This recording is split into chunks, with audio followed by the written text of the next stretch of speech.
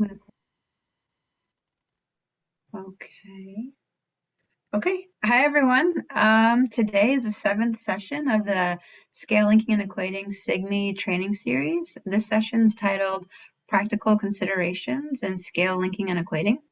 Dr. Tong is going to be our presenter today, and she is the Senior Vice President of Assessment Operations at the National Board of Medical Examiners.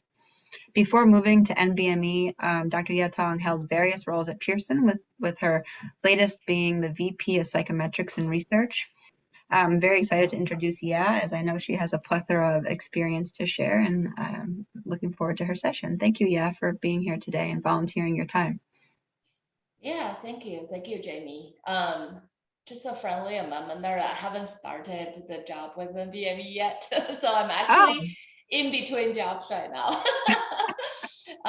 But yeah, so I was with Pearson for a very long time. I was the vice president of psychometric and research services with Pearson, and that I was there for about 16 years, and my tenure has ended last week.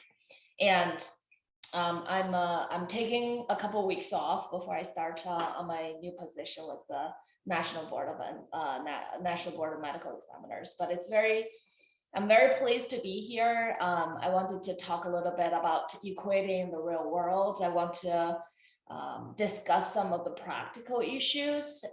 So the Zoom setting today is the regular Zoom. If you feel comfortable to be on camera, feel free. And if you have questions, feel free to come off mute or type your questions in the chats. I'm going to keep this pretty informal. I want this to be more of a discussion, and I might be posting some questions as we move along. And then if you have a question, feel free to interrupt me as well. So moving on to the next one, I want to give you an overview of the session I'm going to cover today. So I actually modified the equating course I co-taught with Dr. Mike Colon, Dr. Bob Brennan at NCME a couple of years ago. And they have been doing the equating workshop for a very long time. I was just tagging along to talk about the practical issues. And I modified that part of the training session for this training today. So you know the history behind it. And I'm going to start off to talk a little bit about the operational equating approach. What's the general process we go about? And then I will spend some time talk about a few specific practical examples. Equating is never clean. And I want to just really talk through a couple of scenarios and think through what specific methodologies or what practical considerations we should really think about as we go about working through the most, in my mind, the most important activities psychometricians do is equating. And then if we still have time towards the end, we can do a little bit of a Q&A session. So I want to get a little bit, just acquainted a bit with all of you. I know we have we have about 30 some people right now on the Zoom. If you would use chats to type in your name and your affiliation, if you're a graduate student with university, or if you're a practitioner at a testing company, or if you're a professor at university, if you would just type your name and your affiliation, that would help me to get an understanding of who the audiences are. So my personal background, I mentioned this just a little bit earlier. So I got my doctoral degree from the University of Iowa. I worked with, I studied under Dr. Michael Colon and Dr. Bob Brennan during my graduate school. And then I took a job with Pearson. I was there for 16 years, playing various roles essentially, and did a lot of practical equating. And that's where I'm going to be really focusing on today, around the practical issues. And my assumptions today for the workshop today is, you know what equating is, you are familiar with some of the methodologies, you know the basic approaches people typically do. So that would be my assumptions going through the various examples and such. If there's some confusing aspects of things, please feel free to slow me down and ask the questions. So let's move on to operational equating approach. So I mentioned earlier, equating in my mind is one of the most important tasks psychometricians do because it's providing, it's directly impacting the scores we're reporting on the assessment programs. And we don't really like to make mistakes during our work, but some mistakes are more forgivable than others. The equating mistake in my mind is one of those belongs to the unforgiven kind, because again, it practically really impacts how the candidates will be scored on the test. And then it depends on the purpose of the assessment. It could have a very big impact on these candidates' lives. So in my mind, equating is one of the most important tasks we can engage as psychometricians. So as we approach a particular equating during an operational assessment program, whether it's K-12 assessment or licensure certification exams or the mission test, you want to make sure that your equating method and your processes are already established ahead of time. You want to really think through, write very specific and detailed specifications on how equating will be carried out. And frankly, before you even put the test form together, you want to already have a equating approach locked down, so to speak, because you have to think about what type of items you need to have on the test, keeping the equating design in mind. So these are the, so I think I would argue you want to have your equating approach already figured out before you even put your test together. Are you going to use the common item non-equivalent groups design? Are you going to use randomly equivalent groups design? That would impact on how you'll be putting the test forms together. Now, in the practical world, we do see very often the non-equivalent groups being used, whether it's using the common item approach or some other aspects. That's usually where people go in with the assumption, because from administration to administration, your test taker populations can be potentially a little different from each other.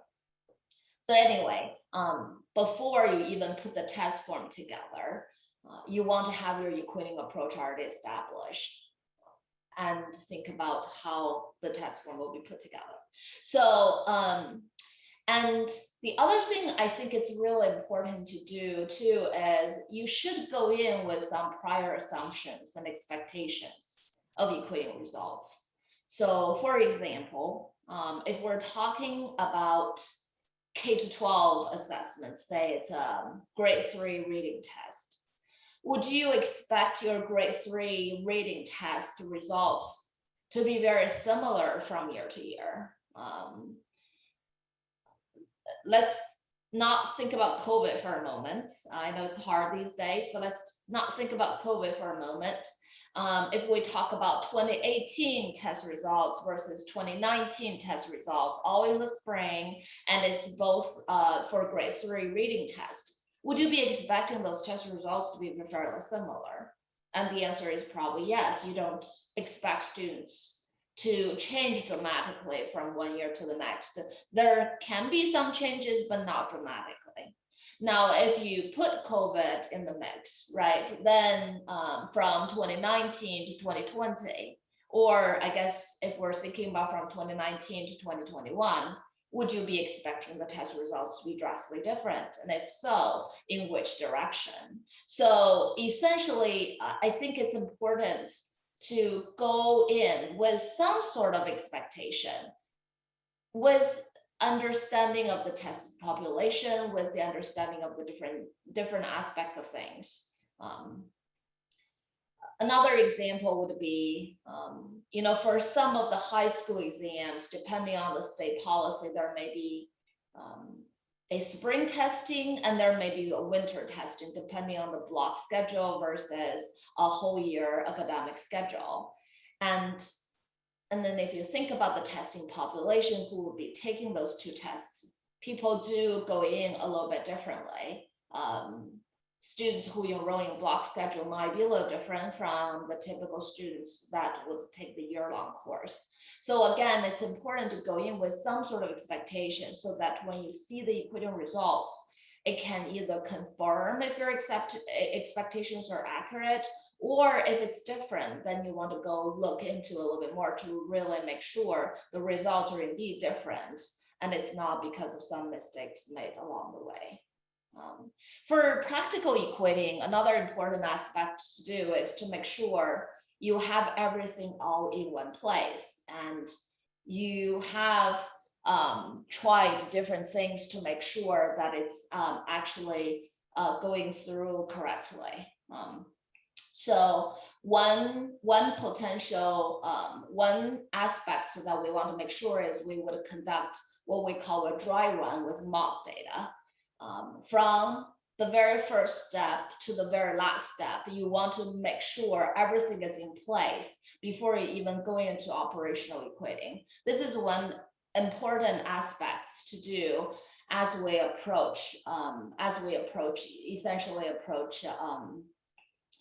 equating operational testing programs. Another important aspect is to have extensive verifications in QC.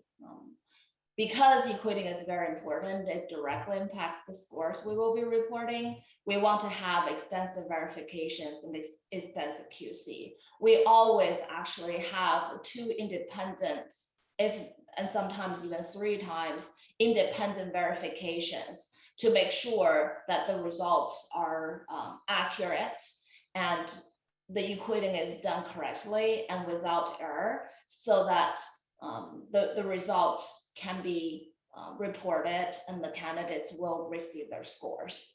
Again, it goes back to how important the equating is, essentially.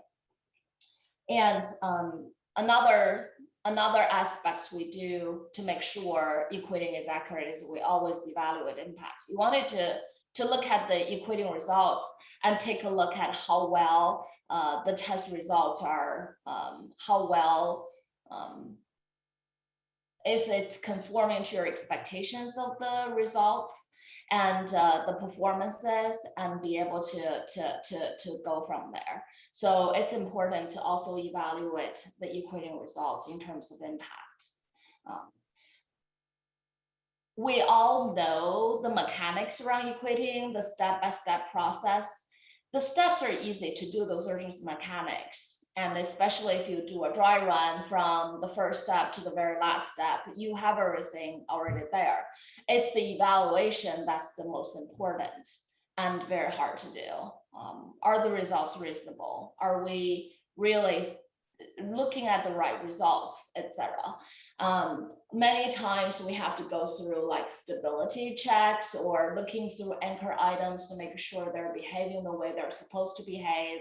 And that all goes into the evaluation and the judgment process. And that's where experiences really comes into play. The more you see, the more thinking outside the box sometimes that can be.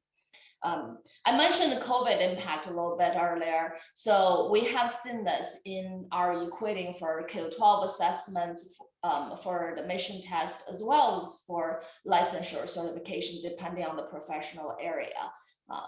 And I do think COVID has thrown a curveball to our field from many aspects for assessment programs. So that's the operational equating process. And I am seeing a lot of people put in the chats around where people are. So this is great. Anyway, if there are questions coming up, or if you're trying to see if you're not really getting it to know.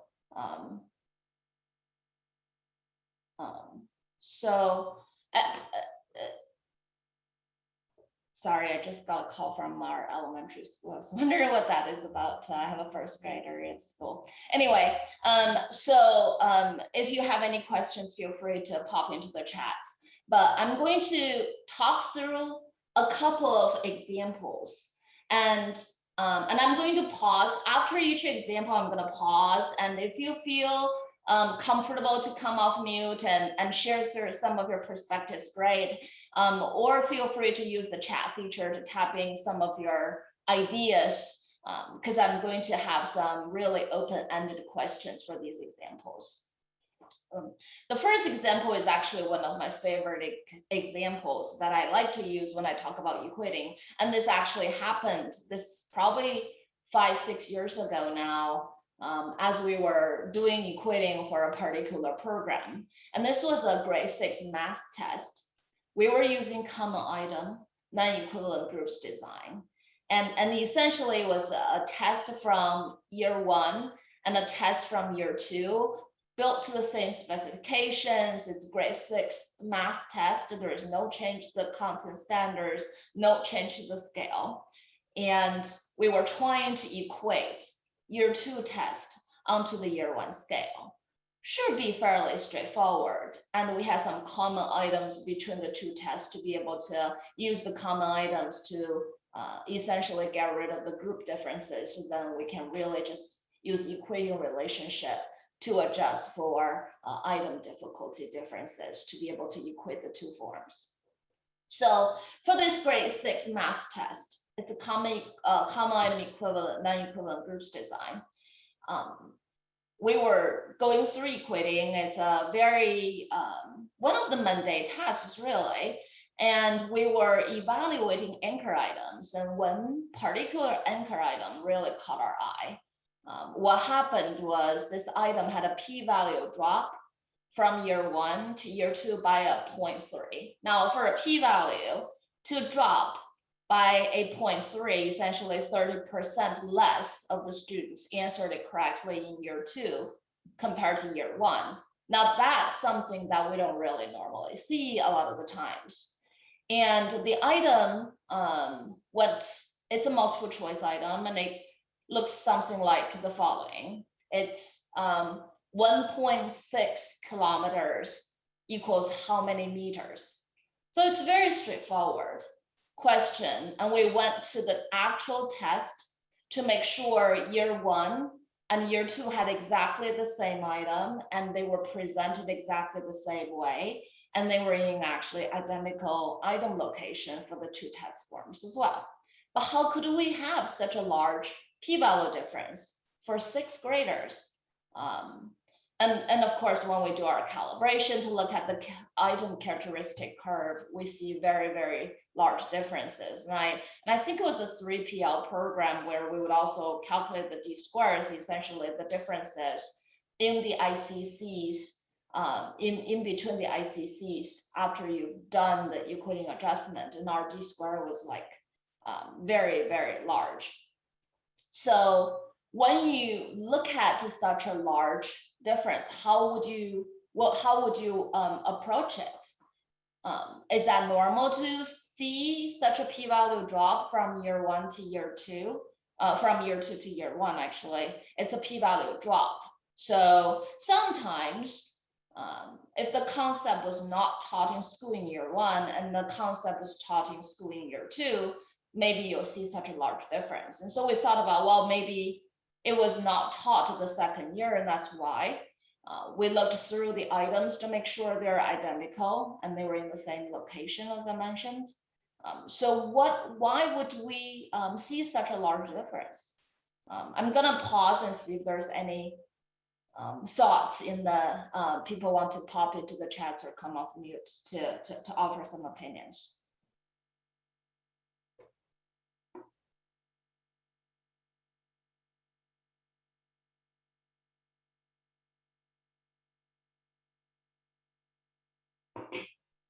Math curriculum changed.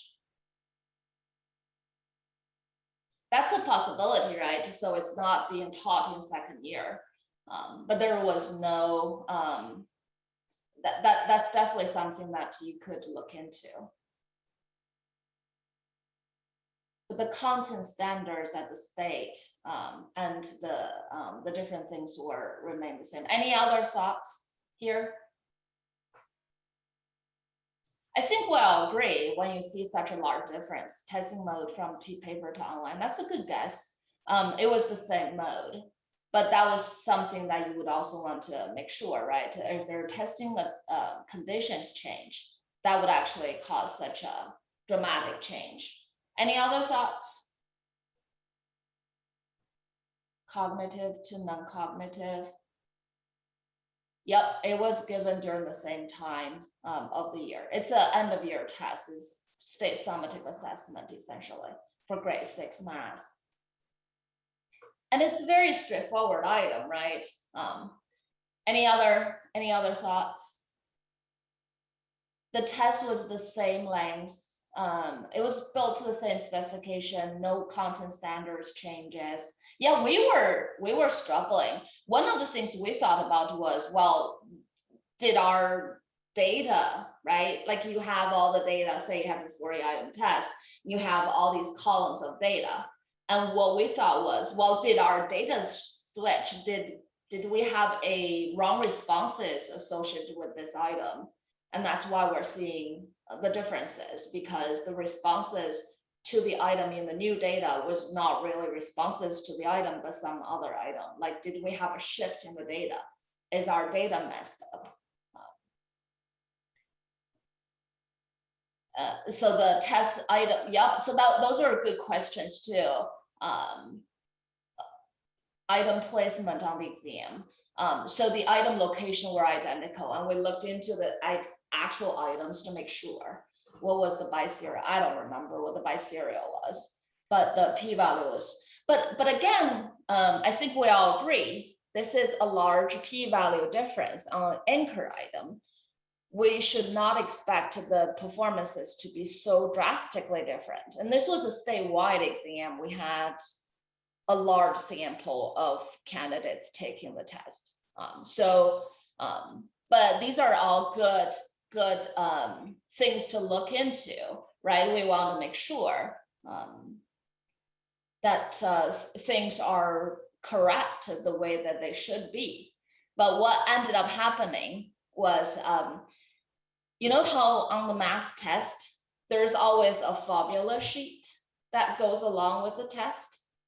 And it just so happened the assessment program decided to make a change to the actual formula sheet. And the formula sheet is like, you know, pi equals 3.14, whatever, right? So that's what a formula sheet is. And what happened was the state decided to make a change to the formula sheet. And in year 1 on the formula sheet, there was 1 kilometer equals 1,000 meters. And in year 2, that formula was taken out of the formula sheet. So it's no longer on the formula sheet. And so when the 6th graders sit down and take their test, they would have the formula sheet next to them. And so when they see this item, they're like, oh, let me go see what km is. And in year 1, they were able to figure out how many meters is 1 km. And in year 2, since it's no longer on the formula sheets, it's no longer there. And that's why actually we had such a big difference in performances, and rightly so, because of the it kind of sad in some way, the dependence on the formula sheet itself. So and obviously because of this, we have to toss this item from the anchor set because it's no longer the same item. It's not just the item itself, but also the ancillaries that come along with the item. Absolutely, it's a validity issue, right? So, but anyway, so the point is, when you are actually seeing the differences, when you sit down and have your equating results, and you do your stability check, and you do your Stafford and Lord, and you have all these results, the fundamental thing that actually would be really reasonable to do at first is just to look at the p-values of the anchor items between the two administrations you're trying to equate on the common items. Are we seeing large differences? and the difference is one direction only. Various different things like that. If you look at the p-values on the anchor items between those two sets, you can predict really how the equating results will come about. Yes, we do all these fancy techniques, but the p-value differences actually will give you some indication on what the testing results will be. And obviously, when you see a p-value drop of this huge, this is cause for concern, and this is definitely something you want to look into and make sure that everything is accurate.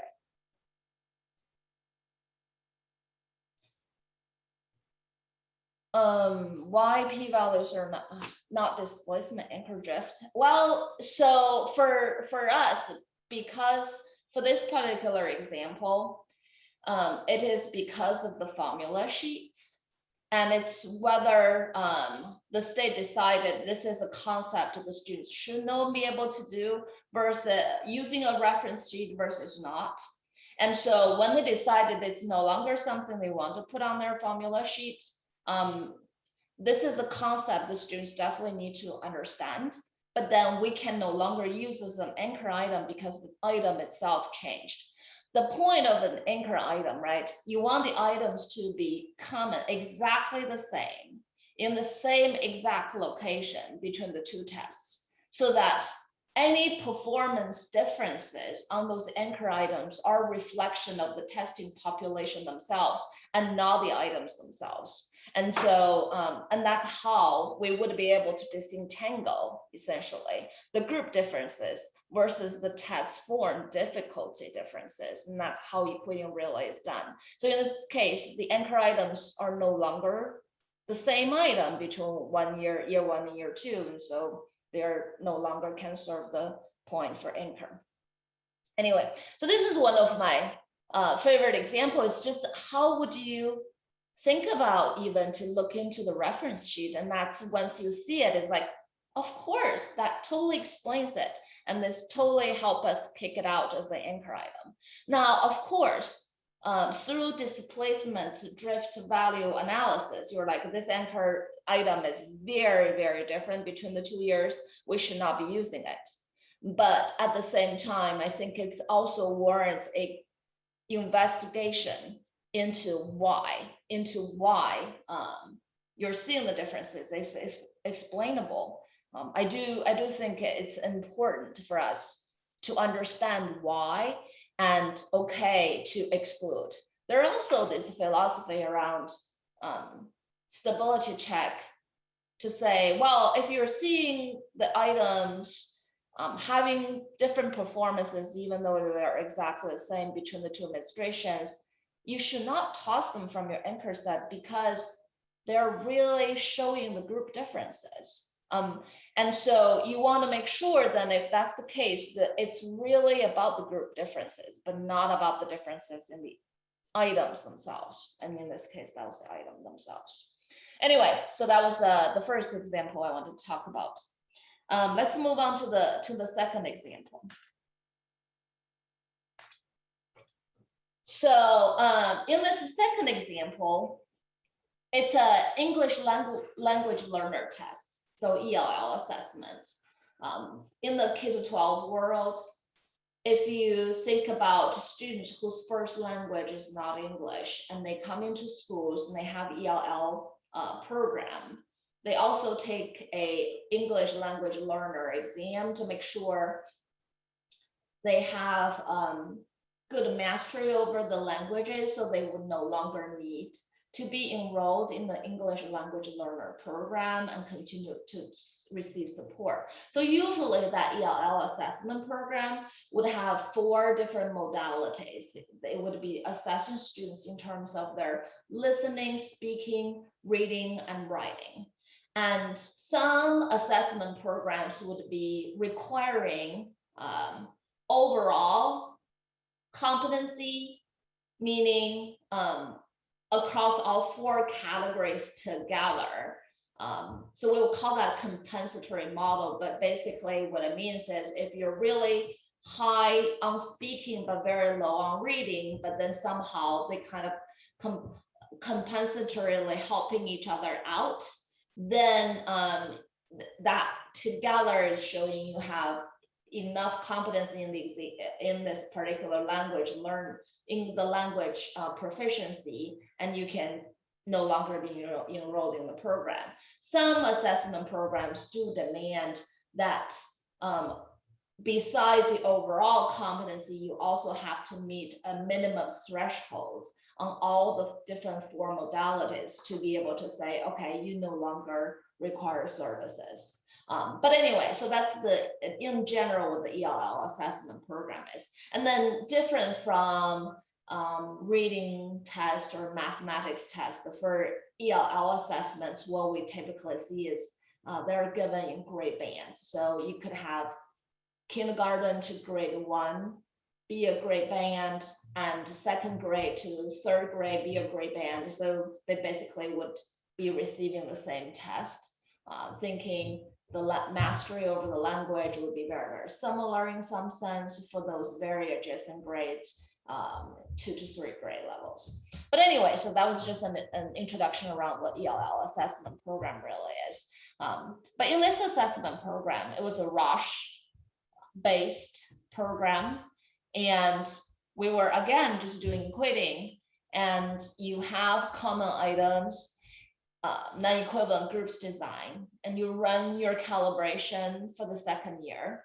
You also have item parameter estimates on the anchor items from the 1st year, and you use for Roche, typically people just do a mini equating, kind of add a step parameter to it, do a step shift to equate the parameters onto the same scale.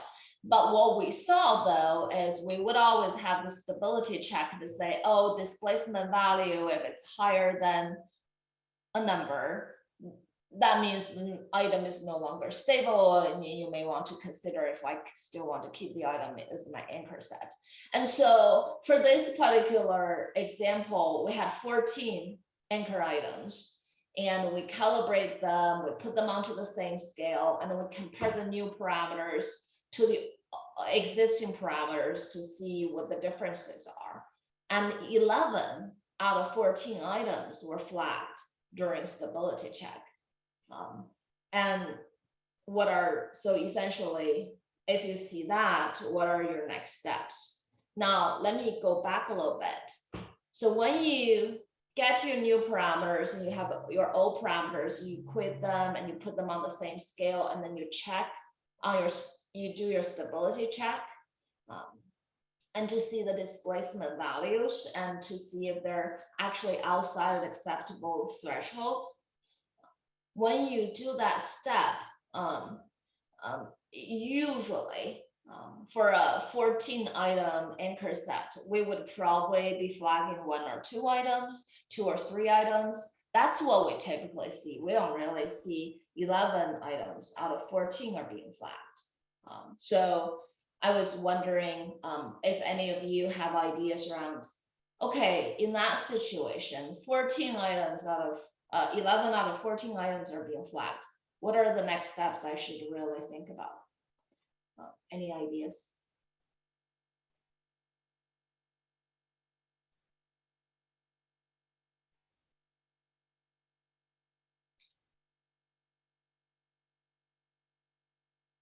I think it's 14 anchor items per domain modality. Yeah, what we typically do for this type of test is you have a speaking test, you have a listening test, you have a reading test, and you have a writing test.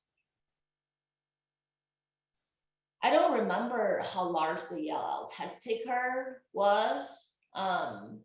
I think that assessment program, it's a state with a lot of diversity, and so I think the ELL population number is probably pretty decent. I mean, it's more than what we need typically for Roche anyway. I would think it's at least 10,000 or something like that. Any other ideas? I don't remember what the mode of the test was, whether it's reading or writing. But think about ELL programs, right? With the modality, do you want to put them all 4 components together, or do you want to separate them out? Are we measuring the same dimension versus multiple dimensions, right? So, but anyway, what essentially we're saying though is when you see majority of the items are being flagged for displacement values, that's cause for concern. Something is going on. We should take a look. This is an example. This is not a favorite example of mine, but this is one example where, unfortunately, what happened was people actually grabbed the wrong set of item parameters from the item bank. They thought it was the actual parameters for these items, but they were not. And they used different parameters. And then from the calibrated parameters, and you were trying to do equating, of course, you're going to see some differences there. Again, what I'm trying to emphasize here is you have your steps, you outline the process, you make sure everything was done ahead of time, but then you also want to have some expectations on how the results will look like. So we had that previous example where we talked about p-value drops.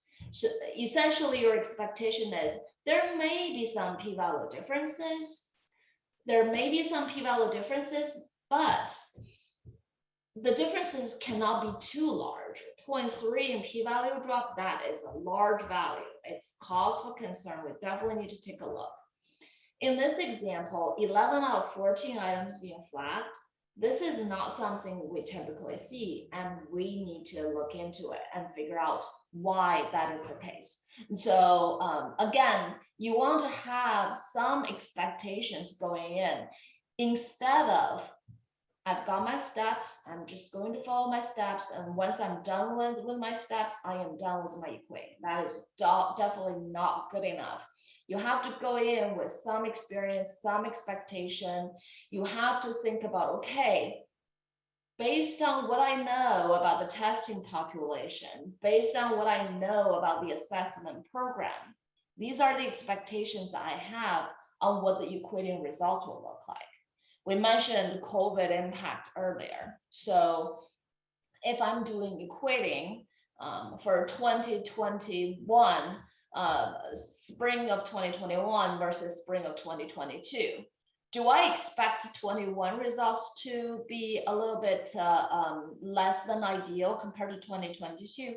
Probably, because if you think about 2020, 2021 school year, how schools were operating versus how school is operating from 2021 to 2022, we really are seeing differences in how schools are performing, not performing, how they are being operated. And that would have some impact on students' learning, on students' performances. So you go in with some expectations. Similarly, if this is a professional licensure certification exam, do we expect, let's just pick a profession, so real estate. Would I expect people who are taking the real estate exam from a particular group? Do I expect spring of 2020 results to be different from spring of 2021 results? I'm not quite sure. But I definitely would be expecting some differences if it's a student population, if it's a student testing results, because of how schools were being operated. But then for adults trying to get your real estate license, would that be any difference? I don't know. It depends on how we're anticipating the classes are being taken, or how people are prepping for the exams, et cetera, et cetera. One could even argue, while people are stuck at home because of COVID, they probably have more time to study. I don't know. But at the same time, it's important to understand your assessment program, understand your testing population, and go in with some expectations on how equating results will be going. Anyway, so this was my second example, and absolutely right. Quality check is very important. We definitely cannot emphasize more about this. We have to make sure everything is accurate. Anyway, let's move on to the next example. Okay, so my next example is a grade 8 mathematics test. And math seems to be my favorite subject. So now 2 out of 3 examples are about math test. But anyway, so grade 8 math test. But there has been a policy change. So if you think about students in grade 8 going on to high school, last year of their middle school, and you think about how the courses are being taught. And so in this particular assessment program, what they're allowing, it used to be, as long as you're in 8th grade, you're going to take the 8th grade test. Doesn't matter where you are, you're going to take the grade 8 test. But 1 year they made a policy switch where they're saying, okay, so if you're an accelerated 8th grader and you're actually taking algebra in your 8th grade, you don't need to take, and you're taking your algebra test, then you don't need to be tested on grade 8 mathematics. So that was a policy change, and we were seeing about 20% drop in our testing population. But this 20% drop, right, it's not a random 20%, it's the accelerated kids. So, and if you are familiar with this type of equating literature, when you're using common item non-equivalent groups design, yes, it's designed to try to figure out what the group differences are between the 2 testing populations, so we can take that out and then only focus on the test difficulty differences and achieve equating. So it's true that's designed for that, but at the same time, when your group differences are too big, when the 2 testing populations are too different from each other, it does impact equating accuracy in the equating results. If you look into the literature, it's like we would like to equating results to be invariant to population differences, but they're really not that invariant to it, especially when the group differences are large. So we wanted to then think about, okay, so we know there's a 20% drop in our testing population, and we know it's the top 20% of the kids in some way, shape, or fashion. And how then can we equate? Can we just go about doing the same thing with common equivalent groups design as we've always done? You get the testing population for year 1, you get the testing population for year 2, you know, essentially minus that 20%. And then you use the testing population, the responses to the same items, and you go about your equating. Is that the right approach? So I'm gonna pause here and see. I'm gonna pause here and see what ideas folks have. In a particular situation like this, how would you approach your equating to minimize equating error? Can we go about equating as we typically have done, or some other way that you would recommend?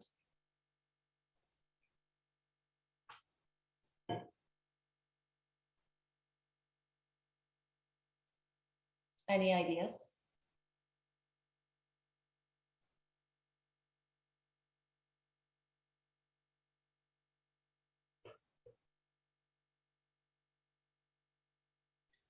Find a group with matching criteria. So I'm thinking you're thinking, okay, so group 2 and group 1, can we use some matching criteria to create similar groups before you do equating? That's definitely a good approach.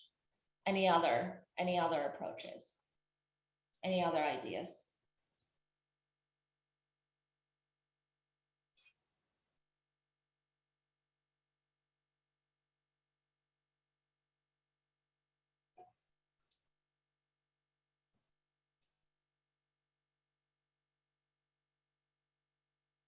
Something about variances. between the two testing populations and their performances. Yeah, one population is much more homogeneous, right, in year 2 compared to year 1, because you're chopping off. I mean, it's not as simple as that, but you're kind of chopping off the top layer of the kids. Any other ideas?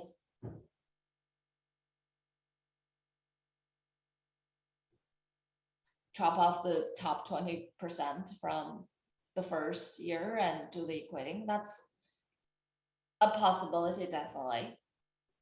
You could look at year 1 kids, right? And then you just take out the kids who are enrolled in algebra also that year, and you get them out of the sample and recalibrate,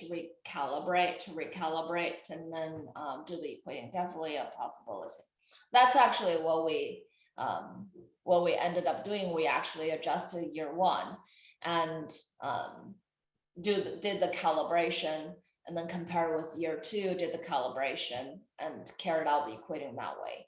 We actually ended up doing this a couple of different ways, which I don't recommend in a typical equating situation. But we simulated some data before we even get to year 2 point.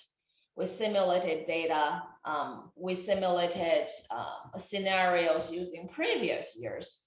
So you can use year 0 and year 1 to play around and look at the scenarios, and then look at how it's going to impact the equating results.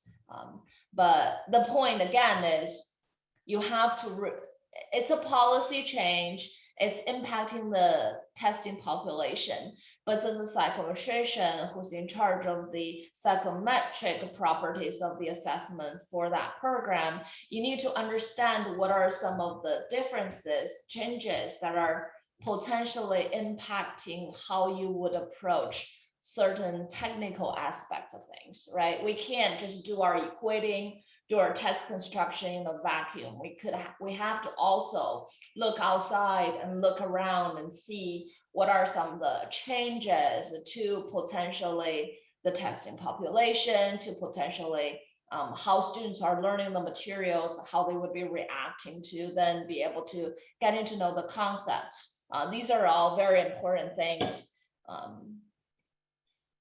Mechanics are very mechanics are very important. It's important for us to be able to carry out from step 1 to all the way to the end of the process. But at the same time, it's important to understand the background, the context that the administration is happening, and make sure that you understand what are some of the potential changes to the assessment that could potentially impact how you approach your technical aspects of things.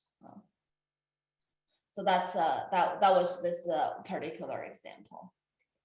Okay, let's see, what example do I have for the next one? So this is a licensure certification exam, and this is interesting. This is kind of in response to the COVID situation. A lot of licensure certification programs are actually dealing with this right now.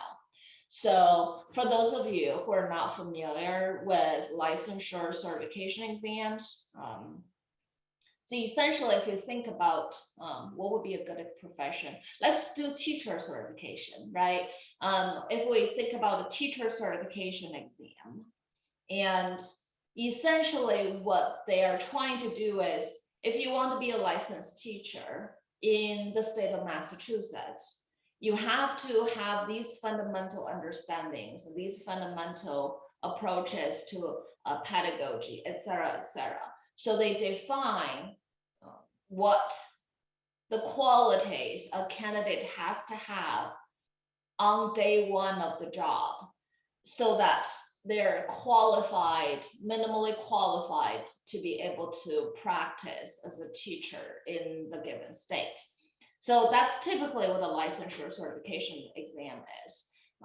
And for the student assessment, what we want to do is to be able to measure everybody along this continuum. We want to make sure we have good precision in measure a student at the low end of the performance spectrum, at the high end performance spectrum, in the middle, anywhere, we want to make sure we're doing a good job of measuring with precision. With licensure certification exam, you could argue, all we care about is that 1 point, the cut score, that 1 point where we say this is minimally qualified thresholds. And we want to make sure this is the point we measure with greatest precision possible, so we can differentiate people who are qualified to teach versus who are not qualified to teach, if we're talking about teacher certification exam. And it's true for all the different other exams too. Now, but because of the pandemic, all the non-essential services were closed for a period of time last year in 2020. And that includes testing centers. So people will not be able to, as they would in a typical year, go into the testing center and take their teacher certification exam, for example. And so what then happened was a lot of the professional boards decided to move their assessment from a in-person proctored in a testing center to remote proctoring. I think AP exam moved to a remote proctoring last year as well. So we just have some examples for like student testing that are remote proctored. But in the licensure certification contest, some exams then basically are allowing candidates to either decide to take the test at home through remote proctoring or take the test in a testing center through in-person proctoring. And so now we have two different proctoring modes. And earlier, for an example, we talked about, well, did the test move from paper to online, right? So that was basically the delivery mode of the exam. Proctoring could be a delivery mode differences as well. For remote proctoring, basically I can be at my home office and I need to be on camera the entire time. And the remote proctor has to be able to see me. They'll verify me for my identity. And then once I start taking the exam, they'll be able to see me, making sure I'm not really doing anything related to cheating behaviors or anything like that. And then I take my exam in front of my computer. But then for licensure certification exams, a lot of them are very long. It could be 8-hour exam, 6-hour exam. If you're at the testing center, if you need a break, you can have your break because they have in-person proctor in there, and the materials you have access to is very, very limited if you take your break. Whereas if you're at home in a proctoring remote proctoring situation, I'm no longer in front of the camera, and it's hard for the remote proctor to be able to limit the access to different materials that could potentially help you essentially on the test. So, but anyway, what I wanted to talk about in terms of equating context here is essentially if it's licensure certification exam, and now we're allowing the candidates either taking the test in the testing center, in-person proctored, versus taking the test at home, remote proctored. Now, how does that impact our equating, essentially? So a licensure certification exams, because there's always this requirement to report the candidate score, whether you pass your test immediately after they've taken the test, usually it's a pre-equating model.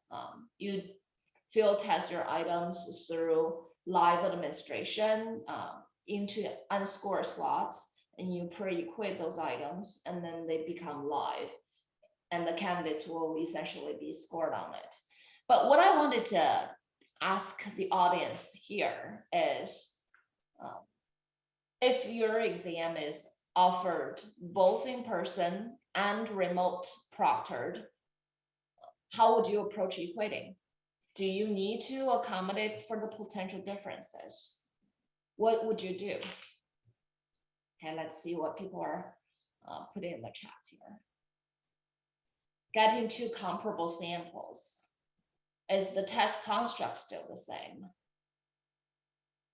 I mean, these are really good questions. Yeah, are we still testing the same construct? I think, and do we need new standard setting? I think those are very fair questions. Get two comparable samples. So can we do propensity score matching? So we can have two samples that are very, very similar, and then do our equating that way between the proctored online versus proctored in person. What is challenging with licensure certification exams, unlike student assessment, is like if you think about student assessment, a lot of the times you can have their prior achievements. In like, okay, so I'm trying to equate a grade math test. I probably have 7th grade test results for the same candidates. They are not exactly the same as grade 8, but they give me some indication on students' performances. Where with licensure certification, it's hard to get prior ability essentially, so it's hard to be able to get those information. And many licensure certification exams also do not collect demographics, race, ethnicity, gender, socioeconomic status. Like very, very few of them actually collected those information. And those are usually the variables we would use to match on the samples. So it makes it challenging. Any other ideas? Or what do you think is currently being practiced when the test is remote proctored versus in-person proctored?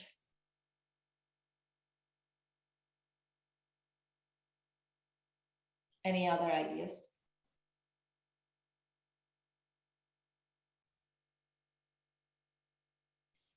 I have seen some comparability studies to really look at in-person proctored exams versus remote proctored exams. And I have seen mixed results, essentially. Some claim we are not seeing any differences, they're comparable. And I'm also seeing empirical studies where they are actually showing some differences. I think there's some hypothesis around when candidates are at home, they tend to be less motivated compared to when they're at the testing center, but then they tend to not be as nervous as they will be in testing center. So maybe that would offset each other, just different things like that. And of course, with remote proctor, cheating is a big concern. Test security is a big concern. I think I've seen some websites where they actually teach people, here are some of the potential ways you can cheat on the remote to proctored exam. Have an extra monitor, have a neighbor right in the next door so that you can feed their questions, the questions to them, and they can answer for you. Things like that. Like a separate calibration. Separate calibration. What does that mean then? If we do a separate calibration and we would also, for the same items, they would have two sets of parameters, one set for remote proctored exams and another set for in-person exams. How do we determine cut scores? I don't know. I think people are still struggling. I don't have an answer for this one. I think people are still struggling. I think people are still struggling on this particular issue. I don't think folks can say they're absolutely at 100% comparable. And I also have, I'm not sure if the comparability level can be different for different professions too. Registered nurse versus teachers versus engineers versus insurance, people who are trying to get insurance license. I don't know. I think these are all very different.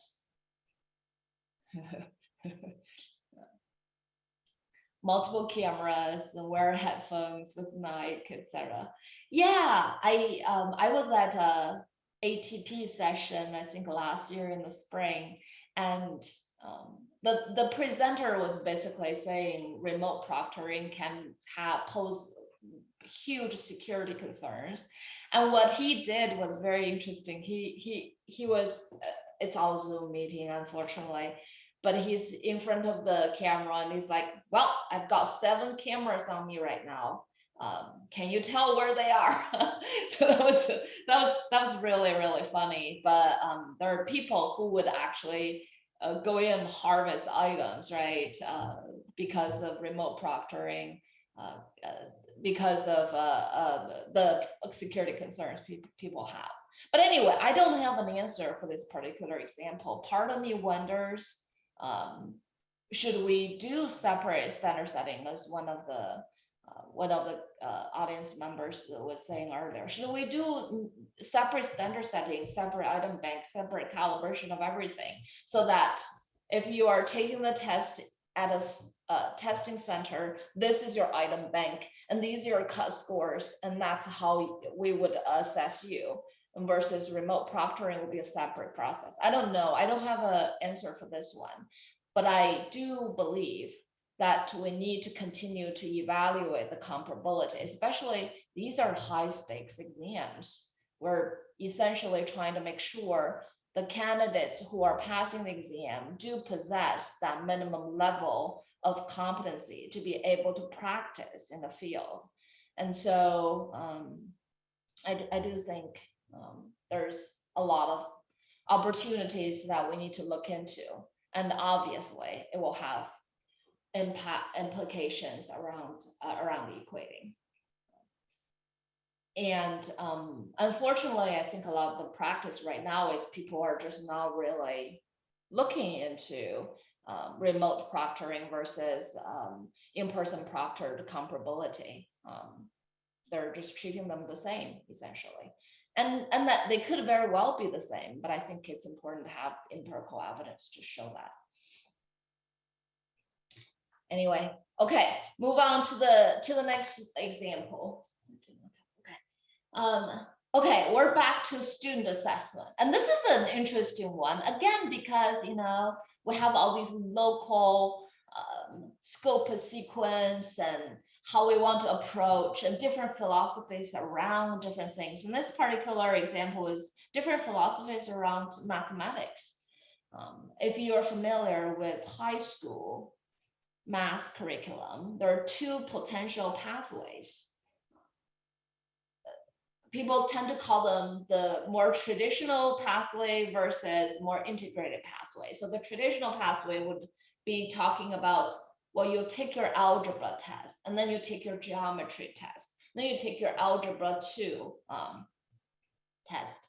And with the integrated approach, then it's like mathematics 1, mathematics 2, mathematics 3. But then within mathematics 1, you're going to have some elementing algebra, you're going to have elementing geometry, and you're going to have statistics and measurement, etc., right? So there are different philosophies and different approaches. But we were working with the state on their high school exams. And it's a high school graduation exam. So it's very high stakes. Students have to pass the exam to get their high school diploma. I mean, it's very high stake. And, but they're allowing 2 potential math pathways. You can do the integrated or you can do the traditional. So because it's a high school graduation exam, we want to make sure whether you're doing the traditional approach versus the integrated approach, we want to make sure it's the same level of competency we're requiring for you to pass the exam so you can get your diploma. And I think the policy for them was like you have to pass 2 out of 3 exams to be able to eligible for a diploma. And this is only in mathematics, and there are also other requirements in other subject areas. But how can you then make sure the same level of requirement is really required for integrated approach versus traditional? So that was our dilemma. How could we make this happen? So I'm interested in hearing people's ideas. How would you approach it so that you can make sure it's the same level of requirement? And then through equating, you would also be able to maintain that same level of requirement year after year.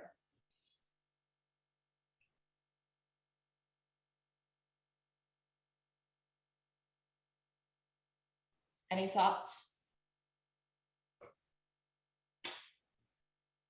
Multidimensional. I mean, yeah, you have to kind of think about multidimensional here too, right? Because we have algebra content, we have geometry content, we have statistics content. And is that vertical scaling too? Are they different levels? Algebra 1 and geometry and algebra 2, or algebra 1, geometry and algebra 2? Is that like from lower end to higher end, like grade 2 math versus grade 3 math, etc.? Any other ideas?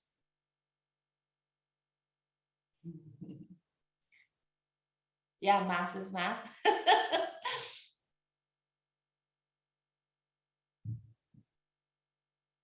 How could you make sure it's the same level of requirements, regardless of the approaches you're taking? I mean, but that's a practical thing that we have to make sure, or at least try to make sure it's the same level of requirements.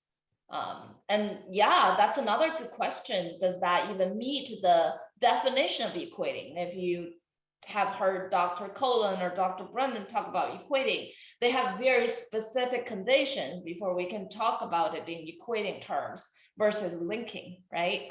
Yeah, it's a very fair question. So what would you do? I will share with you what we ended up doing, but I don't think it's very it's the best we could do, but I'm not sure it's really that 100% bulletproof approach, right? So what we ended up doing was we actually have one gigantic item bank, and it contained items from algebra, geometry, algebra 2 that are also can be fed into your math 1 integrated approach, math 2 integrated approach, and math 3 integrated approach. So they all share the same ANA-bank. So essentially we're saying it's unidimensional and it's algebra and geometry, they're all measuring the same thing, math is math. It's this gigantic item pool, and they're all calibrated together and they're on the same scale.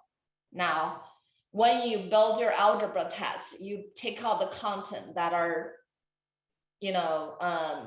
fit for the algebra test specification. Same thing for geometry, same thing for algebra 2, and same approach for the integrated test.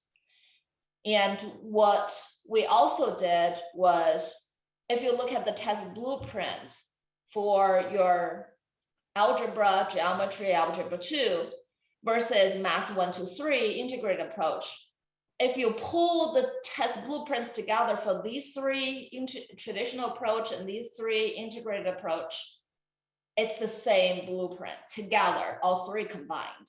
It's just where you distribute the items into which test at which sequence is a little different from the traditional versus the integrated. And so that's how we ended up.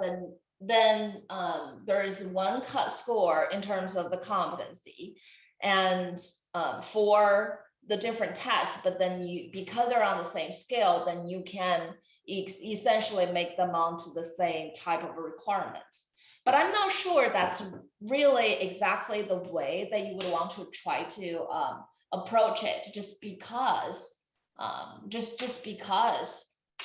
what about dimensionality? What about different levels? Is that vertical scaling versus equating? Are we linking? And how would you be field testing them within different approaches? and how you would be pulling them together to calibrate and put the items on the same scale, etc. It's very complex. So I'm not quite sure that was the right approach, or but it's a approach, right? So what I have noticed over the years is there's all these what we want to do, but then you have all these constraints in terms of what's the best approach, technically and defensively, and how can you then put the two together. Especially in these practical assessment programs, I tend to like to think us as we're trying to find the best approach within the context of assessment that you're trying to navigate through. You will have all these parameters as constraints on how you would be able to do your technical aspects of things, but then you want to make sure whatever you're putting together is defensible, is the right approach, but also within that umbrella of the parameters you need to operate within. But anyway, so again, I'm not, same thing as the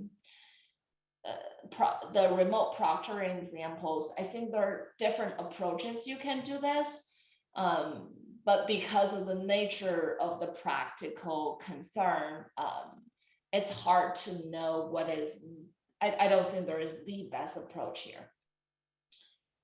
Let's look at, I think this might be my last example. I think this is my last example. And this one is actually relatively straightforward. So again, we're talking about common item, non-equivalent groups design. You're equating one test to another test, probably from different years. And now in your anchor set, because the test itself in terms of blueprint, it has multiple choice items as well as technology enhanced items, all machine scored. And then it also has test portion where it's human scored. And but to have a good anchor set to be able to equate the test together, one of the requirements, I'm assuming you all know this, one of the requirements is your anchor set needs to be a mini version of the overall test in terms of content as well as statistical properties, right? So if your test has machine scored as well as human scored, your anchor set probably should have that as well. But then if you think about how human scoring is done in 1 year and then the next year, how would you be able to make sure your anchor items that includes the human scoring portion would still be the anchor item you want to use for equating? So what if you observe a rater effect, for example? Your rater from year 1 are different from your year 2, or your training was different, or something happened. So how would you make sure when you have human scoring effect is not going to be also in influencing your equating results? Okay, let's see what people are writing. Testlets,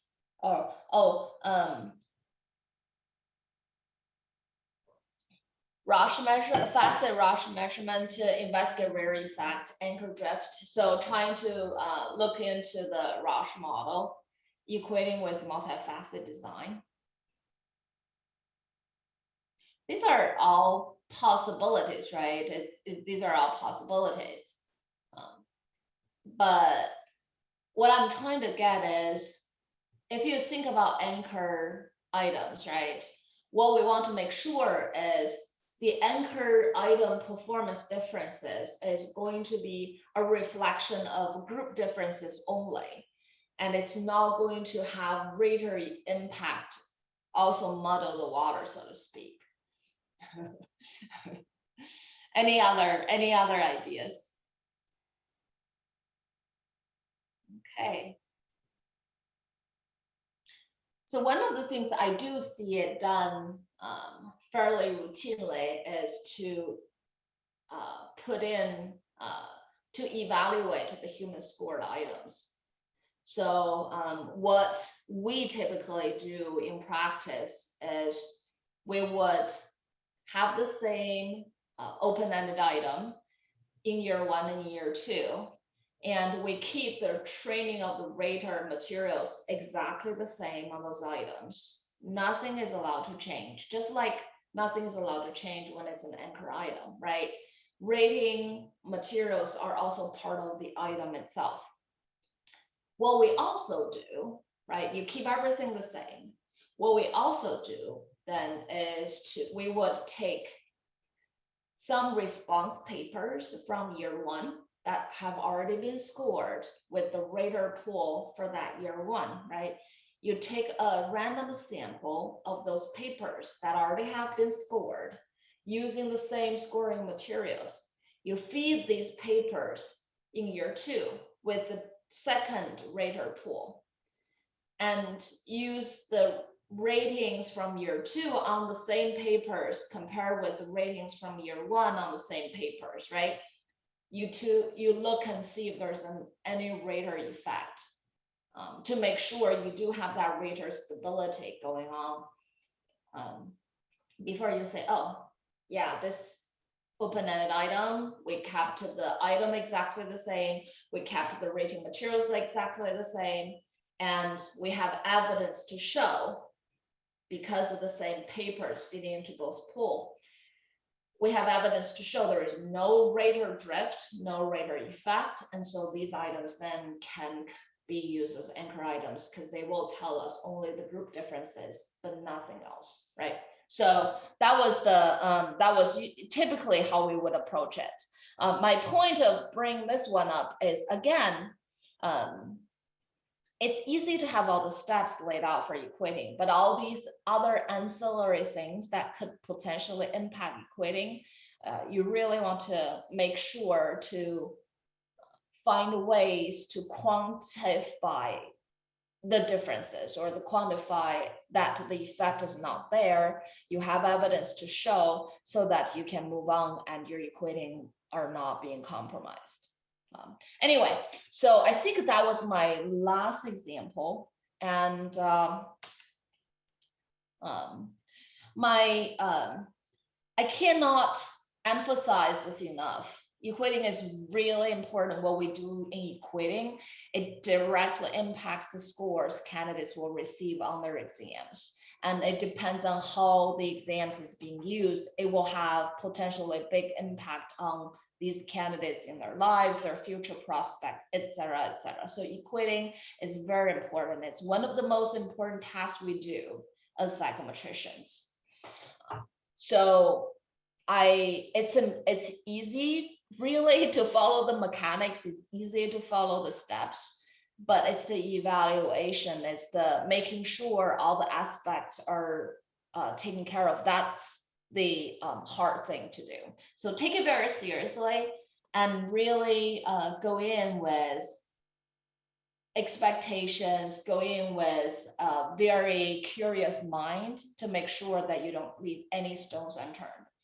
So anyway, I think that's all the materials I've put together to really think through the practical issues. And I hope this session is helpful for you all. And I think we have a few more minutes for questions if people have questions.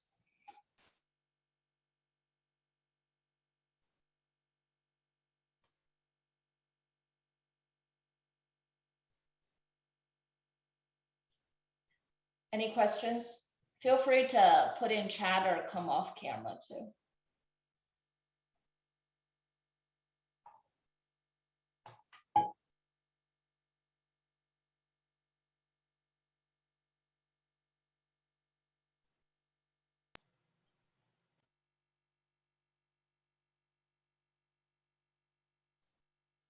Okay, if there are no more questions, I'm gonna put in my email address down here so that if you have any questions, feel free to email me and ask your questions. But I thank you for attending the session today. and it's been good to talk about equating. And again, as I mentioned earlier, it's one of the most important tasks we do, so we all should take it very seriously. So thank you. Thank you so much. Yeah. Thank you for your time. That was great. All right, this wraps up our SLE, our scale linking and equating training series. Thank you all who I think many of you have attended every single session. I really thank you. I hope everyone's learned a lot. I certainly have. Thank you to all of our presenters. Thank you, yeah, for taking the time today. And I guess we can sign off if that's it. All right. Thank you. Thank you. Bye.